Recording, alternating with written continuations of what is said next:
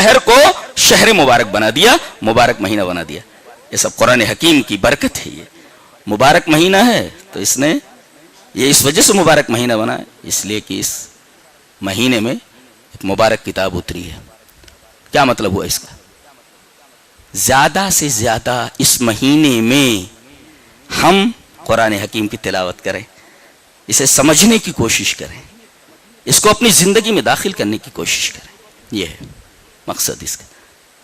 यह महीना जब कुरान की वजह से इतना मुबारक हुआ है तो जाहिर है कि इस किताब को हमें पढ़ने की जरूरत है, इस किताब को समझने की जरूरत है।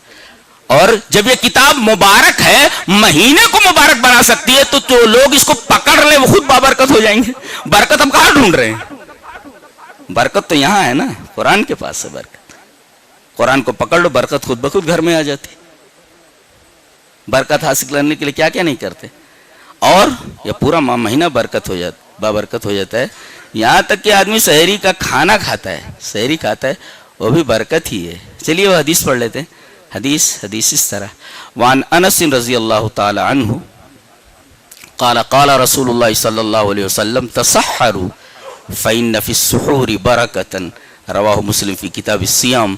हज़रत इमाम मुस्लिम रहमहुल्लाह इस हदीस को किताब सियाम में लाए हैं, और रावी हज़रत अनस इब्न मालिक है। वो फरमाते हैं कि नबी अकरम सल्लल्लाहु अलैहि वसल्लम ने इरशाद फरमाया, सहरी खा लिया करो, इसलिए कि सहरी में बरकत है। आदमी की खाना खा रहा है, अल्लाह तबारक तआला ने उस खाने में बरकत रख दी है। बताइए, अब आदमी खाना खा रहा है, कुरान हकीम ने इस महीने को इतना मुबारक बना दिया है कि आदमी उसमें खाना खा रहा है, जिसको हम सहरी कहते हैं। अल्लाह तबारक व तआला ने सहर के उस खाने के अंदर बरकत रख दी है, तो सहरी खा लिया करो, इसलिए कि सहरी खाने में बरकत है। फ़इन्न फ़िस्सुहूरि बरकतन। अच्छा, तो बरकत हम चाहते हैं तो सहरी खा लिया करें, बरकत मिलने वाली है। और एक लफ्ज और इस्तेमाल करते हैं, खैरो बरकत, तो बरकत तो मिलने वाली है आपको, सहरी खा रहे हैं, बरकत हासिल हो रही। खैर कहाँ है? इफ्तार में है और जल्दी करने में। चलिए वो हदीस पढ़ लेते हैं। हदीस इस तरह, वान सहल इब्न साद रज़ी अल्लाह ताला अन्हु अन्न रसूलुल्लाह सल्लल्लाहु अलैहि वसल्लम क़ाल ला यज़ालु अन्नासु बिखैरिन मा अज्जलुल फ़ित्र, रवाहुल बुखारी फ़ी किताब अस्सौम। हज़रत इमाम बुखारी रहमहुल्लाह इस हदीस को ऐसे किताब अस्सौम में लाए। रावी हज़रत सहल इब्न साद हैं। हज़रत सहल इब्न साद फरमाते हैं कि नबी अकरम सल्लल्लाहु अलैहि वसल्लम ने इरशाद फरमाया कि उम्मत लोग हमेशा खैरियत में रहेंगे, हमेशा खैर के साथ रहेंगे। देखो खैर, बरकत आया, अब खैर देखो, ला यज़ालु अन्नासु बिखैरिन, सारे लोग खैर में रहेंगे, उनको खैर मिलता रहेगा। कब?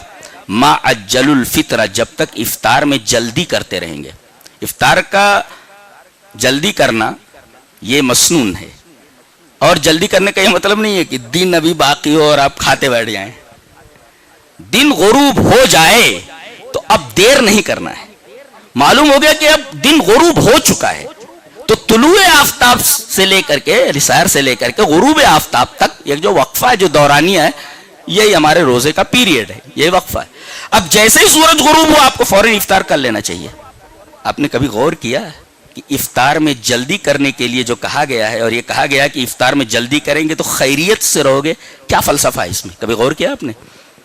अरे भाई 2-4 मिनट 10 मिनट के बाद अगर खा लेते हैं तो क्या हर्ज है? और ज्यादा सवाब मिलना चाहिए ना। जितनी ज्यादा देर होगी उतनी ज्यादा हम रोजे में रहेंगे, उतना ज्यादा हमें सवाब मिलना चाहिए। और यहाँ उल्टा कहा जा रहा है, देर करोगे तो खैरियत नहीं है, जल्दी करोगे तो खैरियत है। गौर किया आपने कभी? ऐसा क्यों है? ऐसा इस वजह से है कि हम सूरह फातिहा में कहते हैं कि अल्लाह हमें मुनाम अलैहिम का रास्ता चाहिए। मुनाम अलैहिम कौन है? सहाबा हैं, अंबिया हैं, जिनके पास इल्म भी था, अमल भी था। उसके बाद कहा उन लोगों का रास्ता नहीं चाहिए जो मग़ज़ूब अलैहिम है, यानी यहूद हैं। मग़ज़ूब अलैहिम से मुराद यहूद हैं, और ज़ालिमीन से मुराद नसारा हैं। तो ज़ालिमीन जो हैं ये नसारा हैं, और मग़ज़ूब अलैहिम यहूद है। यहूदी क्या करते थे मालूम है? वो भी रोज़ा रखते थे, और वो लोग गुरूब आफ्ताब के बाद भी इफ्तार नहीं करते थे, यहां तक कि तारे नजर आने लगते थे, और उसके बाद वो इफ्तार करते थे। देखो क्या बताने के लिए कि क्या 12 घंटे हमें भूखा रहने के लिए अल्लाह ने कहा है।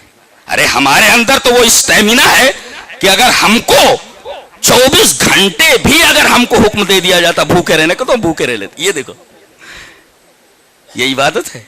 अल्लाह ने फरमाया असल में इबादत वो है कि मैं कहूं बैठ जा तो बैठ जा, میں کہوں کھڑا ہو جائے تو کھڑا ہو جائے. اس کو کہتے اطاعت، اور اسی کا نام ہے رسول کی اتباع. یعنی جب کہا جائے بیٹھ جائے تو اب انتظار نہیں کرنا بیٹھنے کا. ایک صحابی ہیں، نبی کریم صلی اللہ علیہ وسلم خطبہ دے رہے ہیں اور دوران خطبہ آپ نے ایسے ہی کہا بیٹھ جاؤ. وہ قدم مسجد میں رکھ چکے تھے، غالباً عبداللہ ابن مسعود ہیں، قدم رکھ چکے، وہ وہیں پر بیٹھ گئے، وہ چوکھٹی کے اوپر بیٹھ گئے. حالانکہ ان سے آپ نے نہیں کہا تھا بیٹھ جاؤ، تو دوران خطبہ آپ نے کہا تھا بیٹھ جاؤ. انہوں نے یہ سنا بیٹھ جاؤ، ان کے کانوں میں آواز پڑی تو وہیں بیٹھ گئے. وہ اس کو کہتے اتباع. تو اللہ نے فرمایا غروب آفتاب تک روزہ ہے، تو جیسے آفتاب غروب ہو ویسے ہی افطار کر لیا کرو. ہمیں اسٹیمنا مت بتاؤ، اسٹیمنا مت بتاؤ. ایک قوم اسی اسٹیمنا بتانے میں گمراہ ہوئی ہے. اللہ اکبر. یہ فلسفہ آپ کی سمجھ میں آیا؟ پتہ ہے خیریت اسی میں ہے کہ ما اجل الفطرہ، جب تک افطار میں جلدی کرتے رہو گے. یہ مت بتاؤ اللہ کو، اسٹیمنا مت بتاؤ کہ ہم 24 گھنٹے بھی بھوکے رہ سکتے ہیں. آپ یہ کہیں کہ میرے رب تو نے جب تک ہمیں بھوکا رہنے کے لیے کہا تب تک ہم رکے رہے، اور اب تو نے کہا کہ کھا لو تو فوراً کھا لے رہے ہیں ہم. یہ تیرا حکم ہے. جب تک کہا بھوکے رہو تب تک بھوکے رہے، اور اب کہہ رہا ہے کھا لو تو فوراً ہم کھا رہے ہیں. ہم دیر نہیں کر رہے، ہمیں اب اسٹیمنا نہیں بتانی ہے، ہمیں اپنی طاقت اپنا پاور نہیں بتانا ہے کہ ہم 24 گھنٹے بھی بھوکے رہ سکتے ہیں. یہ یہودیوں کا عمل ہے، اور یہودی اسی میں خیریت سے دو چار نہیں ہوئے، خیریت سے باہر نکل گئے. لا یزال الناس بخیر ما عجل الفطرہ. لوگ خیریت سے رہیں گے جب تک افطار میں جلدی کرتے رہیں گے.